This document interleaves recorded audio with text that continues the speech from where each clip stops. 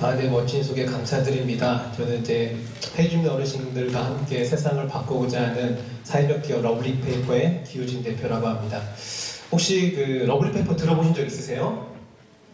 없으시죠? 고개를 절레절레 흔드시네요. 네. 저도 분발해야 될 것 같은데. 폐주민 어르신들은 본 적 있으세요? 네, 본 적 많으시죠? 우리가 쉽게 일상에서 맞출 수 있는 폐주민 어르신들의 문제를 제가 여러분과 함께 나누면서 이런 이웃에 대한 내용들을 함께 여러분하고 나누고 싶습니다. 그래서 사회적 기업 대표라고 해서 뭐 청년이드니까 창업을 해라, 또는 연말 연시니까 어려운 사람 도와줘라, 뭐 이런 꼰대 같은 그런 말은 하지 않고요. 제가 했던 작은 경험들을 여러분하고 같이 좀 나눠보는 시간을 갖고자 합니다. 제가 5년 정도 된 것 같아요. 13년부터 어르신들과 함께 한 게. 그러면서 이 세 가지에 대한 내용들을 머릿속에 정립을 하게 됐어요.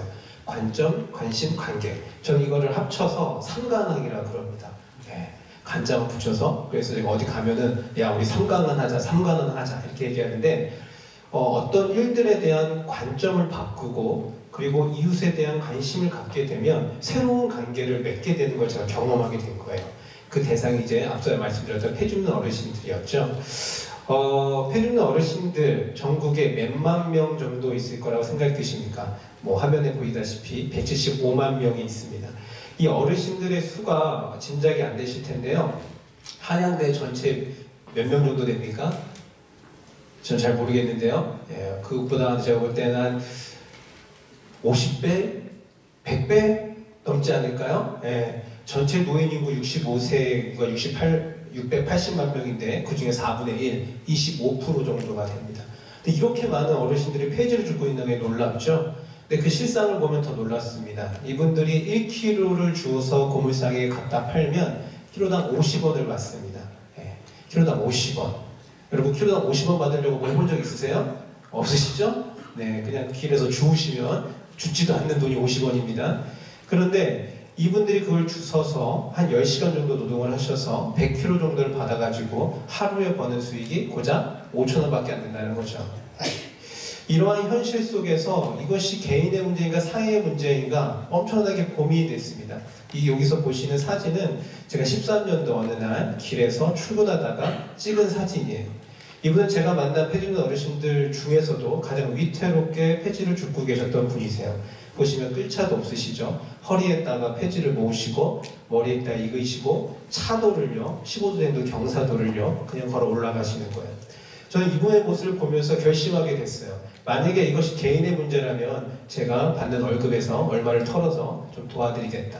만약에 이게 사회 문제라면 이 구조를 바꾸기 위한 무언가의 시스템을 만들어 보겠다라고 생각을 하게 된 것이죠. 그래서 연구를 하기 시작했습니다. 제가 뭐 연구자는 아니지만 각종 언론 보도 그리고 서울대 사회학과 교수님도 찾아가고요. 직접 어르신들 만나서 인터뷰도 해봤습니다.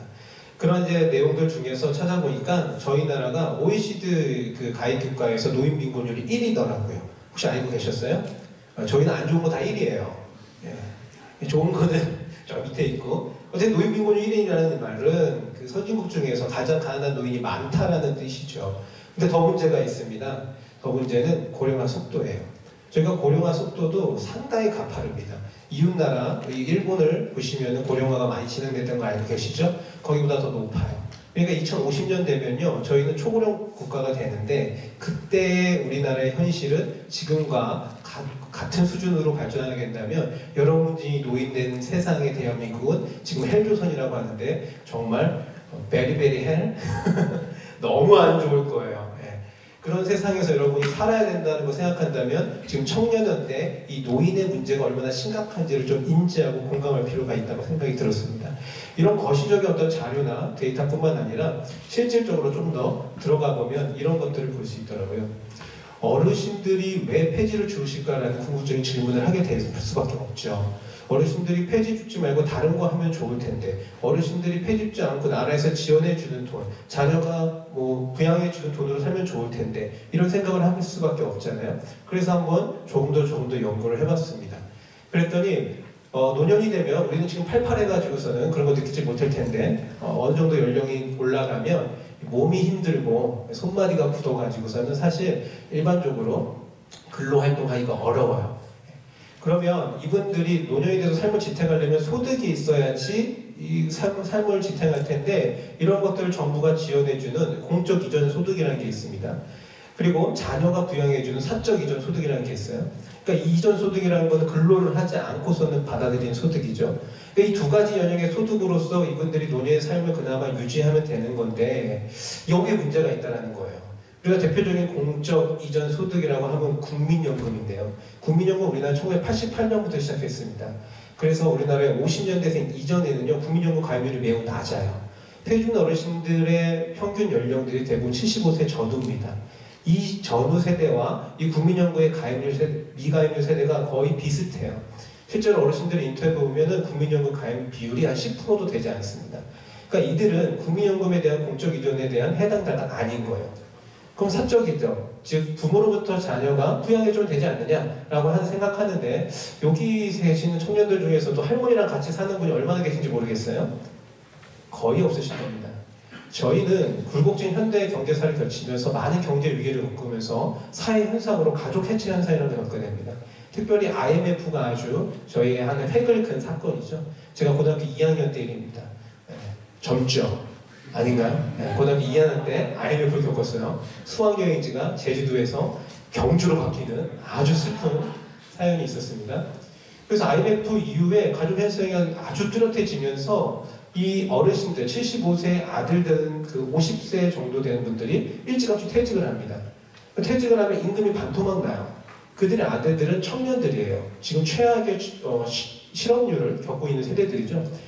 각자의 세대의 문제가 너무 심각해서 자신의 부모의 세대의 문제들을 해결할 수 있을 만한 여력과 능력이 없다라는 겁니다. 그러니까 이분들은 공적 이전도 사적 이전도 없어요. 그러면 나머지의 소득을 뭘로 채워야 되냐? 이분들이 근로소득을 해야 된다는 거예요.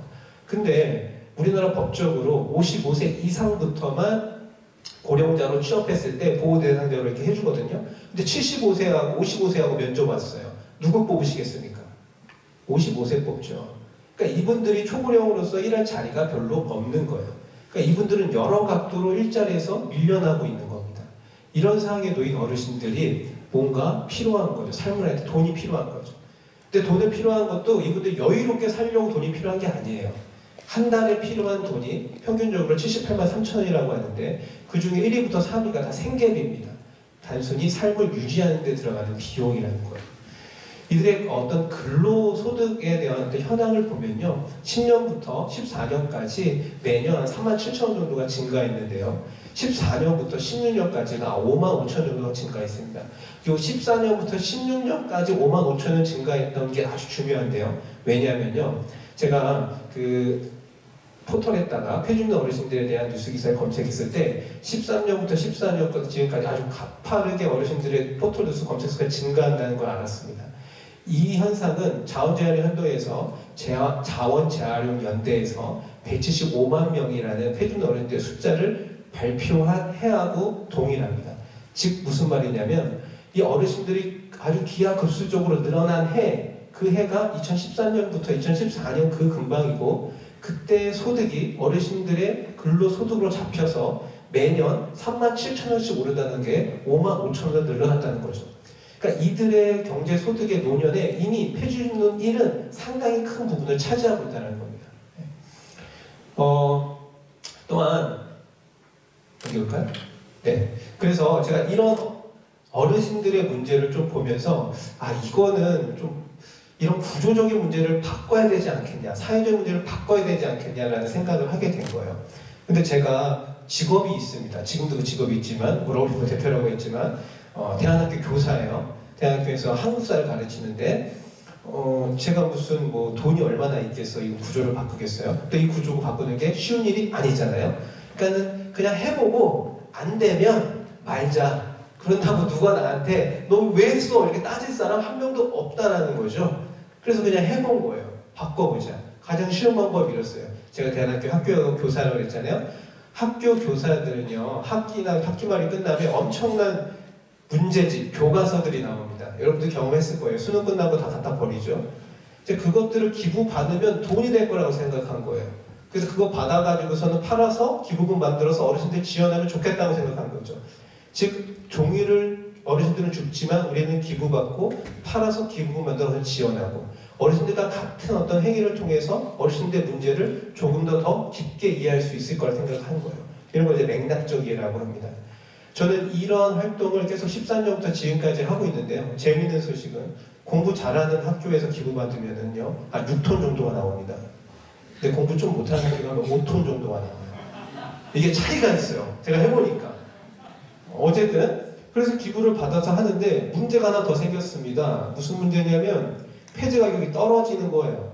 매년, 매 분기마다. 어느 날은 반토막이 났습니다. 저희가 기부금을 6톤 받아와서 한 70만 원을 이렇게 수익 기부금으로 했는데 어느 날 보니까 이게 35만 원도 안 되는 거예요.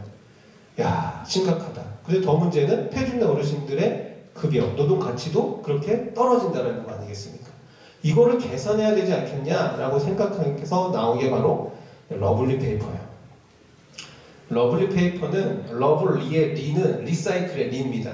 뭐 러블리 사랑스럽게 이렇게 생각하는 사람도 있겠지만 무방해요. 그래서 사랑으로 종이를 다시 새롭게 한다 이런 뜻입니다. 원리는 이래요. 폐주민 어르신한테 폐지를 비싸게 사옵니다. 어느 정도 하면 시세의 20배, 그러니까 키로당 1,000원. 예, 별로 안 놀라시네요. 네, 괜찮아요. 더 놀랄 소식이 있어요. 그래서 그걸 사가지고 뚝딱뚝딱 해서 캔버스를 만들어요. 그리고 그림을 그릴 재능 기부자들한테 찾아서 보냅니다. 제가 처음에 이 프로젝트를 한 게 2016년 1월인데요. 그때 이게 캔버스를 만들었어요. 재능 기부자들 그림을 그릴 사람이 필요해요.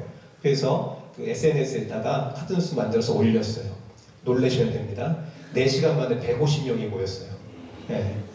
그래서 그거 뭐 짜고 치는 거 아니죠? 네. 150명이 모여가지고 그분들하고 아주 신나게 이거 만들어서 판 거예요. 돈이 나오죠. 수익이 되죠. 그걸 가지고 어르신들의 생계와 안전과 여가를 지원하는 데 쓰인 게 러블리 페이퍼예요. 그래서 딴 이렇게 괜찮죠? 메리 크리스마스. 그리고 딴 이렇게 어르신들하고 같이 이런 활동을 하고 있습니다. 그런데 이런 활동을 계속 단연간 하다 보니까 진짜 문제가 있는데 이 문제는 폐주주민 어르신한테 있는 게 아니었어요. 바로 우리한테 있었던 겁니다. 우리가 폐주민 어르신들을 보는 관점, 그게 문제였어요. 이 포스터는요, 대학생들 공모전에서 이제 최우수상을 받은 공모전 포스터예요. 여행용 캐리어를 끌면 성공한 인생, 폐주민들이 끌차를 끌면 실패한 인생이라는 거예요. 저는 이 포스터에서 우리 청년들이 폐주민 어르신들을 상당히 비하적이고 현대어로 얘기하자면 혐오적으로 볼 수도 있겠구나라는 생각을 하게 된 겁니다. 이런 인식이 참으로 안타깝다고 생각하는 거예요. 그런데 일반적으로 보면요, 여러분 폐주민 어르신들 보면 어떤 생각이 듭니까? 첫째, 불쌍하다. 연민의 어떤 정을 느끼게 됐죠. 둘째, 왜 저런 일 하시지? 그냥 불편할 수도 있어요, 저런 장면들이.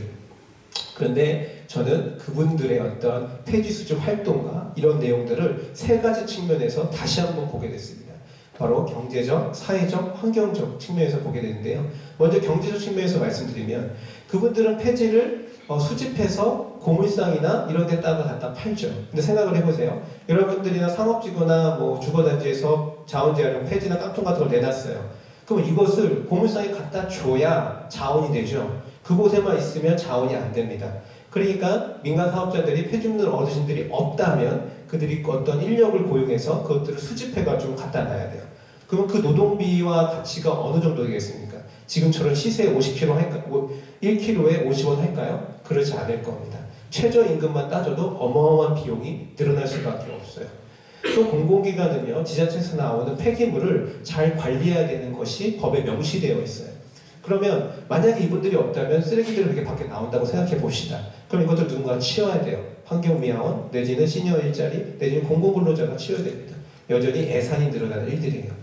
그러니까 이분들이 이런 활동을 통해서 지자체나 민간 사업자들이 어떠한 경제적인 보존을 할 수 있다는 부분들이 명시로 드러나 있는 거죠.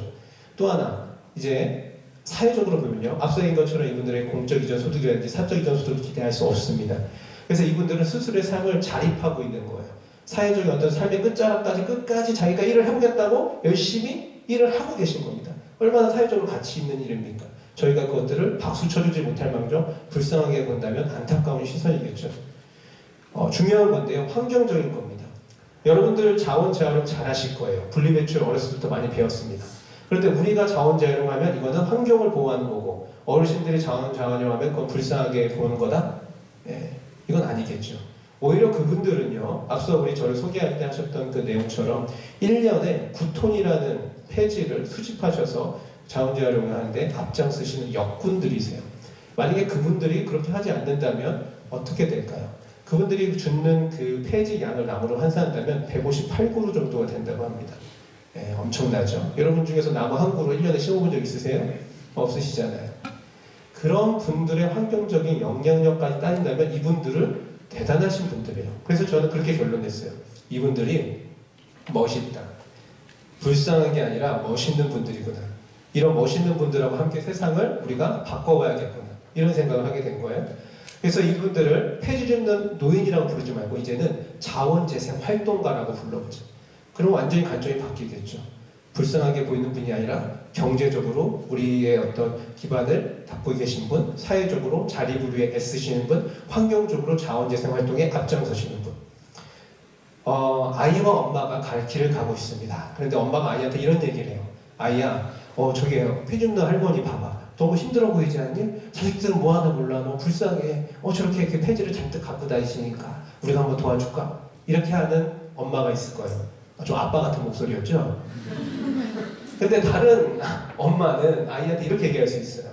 아이야, 저거 봐봐. 저 그 폐지 줍는 어르신들 저기 잔뜩 쌓인 폐지 보이지? 저게 저대로 가면 자원이 재활용된단다. 너 북극곰 좋아하잖아. 저분들 때문에 북극곰이 살 수도 있어. 환경 오염되는 걸 막아서. 자원을 아껴서. 야, 이제 우리 환경 보호하는 같이 한번 동참해볼까? 하면서 얘기할 수 있을 거예요. 여러분은 어떤 부모가 되고 싶으세요? 어떤 아이가 더 나은 세상을 만들 수 있을 거라 생각하세요? 저는 후자라고 생각이 듭니다. 여러분이 생각하는 폐지 줍는 어르신, 또 제가 생각했던 폐지 줍는 어르신, 또 여러분 마음속에 있었던 어떠한 이웃들, 그 이웃들과 새로운 관점을 그분들을 바라보게 되면 어떠한 관심이 생기게 되고 새로운 관계를 맺게 된다는 거죠. 제가 봤던 관심은 이런 지속성에서 시혜적에서 호혜적으로 또는 동정에서 공감으로 이렇게 변하는 순간을 맞이하게 될 겁니다. 여러분 분명하게 여러분 주변에 수많은 이웃들이 존재한다는 걸 알고 계실 거예요. 그냥 일상적으로 모른 척 지나치지 마시고 의미를 두시고 관점을 바꾸시고 지속적으로 관심을 가지셔서 새로운 관계를 맺는 여러분이 되시기를 바라겠습니다. 네, 이상 러블리 페이퍼의 기우진이었습니다. 감사합니다.